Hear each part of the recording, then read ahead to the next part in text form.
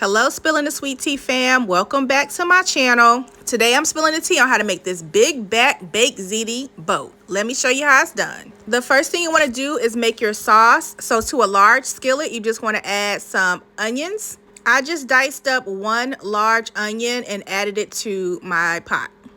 Once my onions had sauteed for a little bit, I then added some freshly minced garlic. If you have fresh garlic, I definitely suggest using it, but if you only have garlic in the jar, use what you got. Fresh garlic just takes it up another level.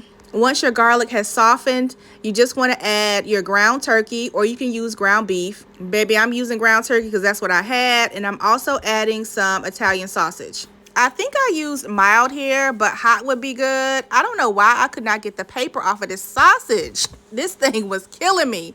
Come on, paper.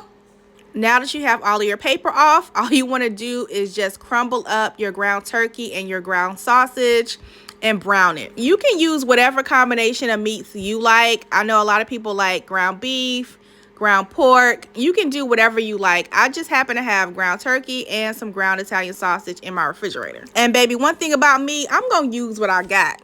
To season my meat, all I'm doing is adding a little bit of salt, a little bit of freshly cracked pepper. I love some freshly cracked pepper in anything that I make. I'm also adding Kimmy Creations, yes, that much seasoning. Because, baby, if you know, you know. Her seasoning is so good and definitely took my ziti sauce to the next level. As Kimmy says in her videos, I'm using the big dog side.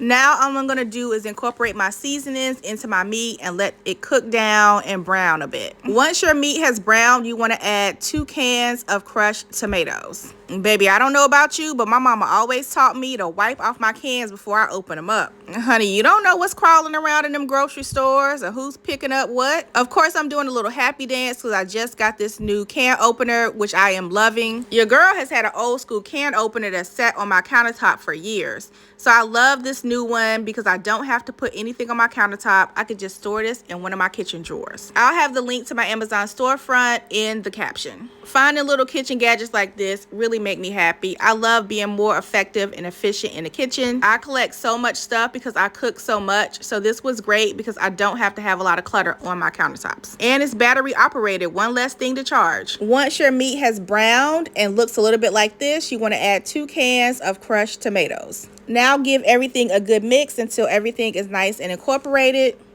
Once your crushed tomatoes is incorporated with your meat, all you want to do is season your sauce. Very important that you season your sauce. I know we season the meat, but we got to season the sauce too. For a little kick, I'm adding some crushed red pepper, some Italian seasoning, and then some salt and pepper. And a pinch of sugar to balance out my sauce. Anytime I'm making sauce, I always add fresh basil to my sauce. Dried herbs are great, but baby, it is something about fresh herbs in your food that takes your dish to a whole nother level. If you go to Trader Joe's or even to your grocery store, you can buy basil plants. I do that all the time and grow my own basil because it can be very expensive. Once you have your basil chopped up, you just want to add it to your sauce and give everything a good mix. Just look how beautiful my sauce is with that fresh basil incorporated into the sauce. Oh my God, it looks so pretty and it was so good. Baby, I said this already, but I did add some more salt to my sauce, some more garlic powder, and then some more black pepper. And some more of Kimmy seasoning. Baby, we need the sauce to be saucing, okay? You got to make sure it is nicely seasoned. You can also drop a bay leaf or 2 in the sauce. It's definitely optional, but it's going to make the sauce taste that much better. Now all you want to do is let your sauce simmer for about 20 to 30 minutes. And while our sauce is simmering, we're going to work on our ricotta mixture. So you're going to need 1 container of ricotta cheese. And then you're going to need 1 egg. Once again, I'm going to season this as well with some freshly cracked pepper, some salt, as well as some dried parsley. If you have fresh parsley, that makes it all the better, but I didn't have any fresh parsley. And I'm having trouble getting my little seasoning out. Come on, dry parsley. Come on out of there. The next thing you want to add is a whole bag of shredded mozzarella cheese. And you also want to add half a cup of Parmesan cheese. Can you believe I forgot to record that part? Now just add your al dente ziti noodles to a bowl. You want to add the majority of your sauce to your noodles. I would say just leave 2 cups of sauce in the pot so you can use for the top of your ziti. Give everything a good mix. Make sure that sauce is well incorporated in your ziti noodles because you want to make sure every noodle has some sauce. Baby, while y'all watch me work this sauce into these noodles, shout out to my alma mater, Hampton University, my home by the sea. I had the best 4 years at Hampton University. I graduated in 2000. I had such an amazing experience there. Definitely the best 4 years of my life. So now that everything is incorporated, you just want to add your ricotta mixture into your noodles and your meat sauce, and then just mix everything together. Making ziti is so easy, and it's such a good meal to make so you have leftovers. Baby, don't get it twisted. Just because I'm a food content creator does not mean I cook every day. Y'all, I have a whole 9 to 5 and do content creation on the side. So the things that you see me make, I'm making for dinner, and I don't have time to cook every single day and record content. So this baked ziti is perfect because this will last me and my family for at least 2 more dinners, or another dinner and lunch on the 3rd day. Baby, we don't waste no food over here in the Davis household.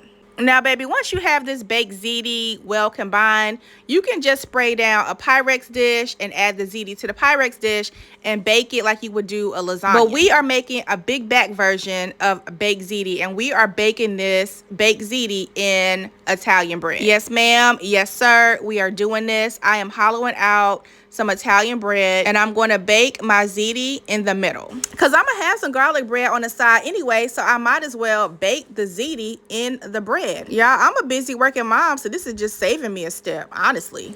I'm not going to toast my bread first. It's going to toast really well when I'm baking the ziti. You want to bake it on 350. So all you want to do is remove the bulk of the inside of the bread because we don't waste anything over here. All you got to do is just set it aside, and you can make croutons out of this bread. This is great to just throw in the oven and toast up and make croutons. So now that you have your Italian bread hollowed out, all you want to do is add some mozzarella cheese to the inside of your bread. I like a lot of cheese. You can skip this step if you want to, but I'm going to add some mozzarella cheese to my big back baked ziti boat, okay? Once you add your mozzarella cheese, I would say maybe about a cup of mozzarella cheese, then you can add your first layer of baked ziti. As you can see, I made a lot of baked ziti, and I cannot fit all of it in this loaf of Italian bread, so I will put the rest in just a Pyrex dish and bake it as normal. Once you have your first layer of baked ziti in your bread, now you want to add some fresh mozzarella cheese. Y'all remember that cheese pull from the beginning of my video? Baby, that's how I got it. I added a layer of fresh mozzarella cheese to my baked ziti. I only added about 4 slices of fresh mozzarella cheese here. You can add more if you like, but adding that fresh mozzarella cheese definitely takes the baked ziti to the next level. Now you want to add more of that baked ziti on top of the mozzarella cheese. Just eyeball this because you don't want to make this too high. You don't want it bubbling over the bread, but you just want to have it high enough where it sits a little bit over the bread, if you get what I mean. This is just about how much ziti you need to add to your bread. When I tell you this was looking so good. All right, I'm gonna add 1 more scoop. Just 1 more scoop. That's enough. That's it. Just pat it down in there so it gets into crevices of the bread.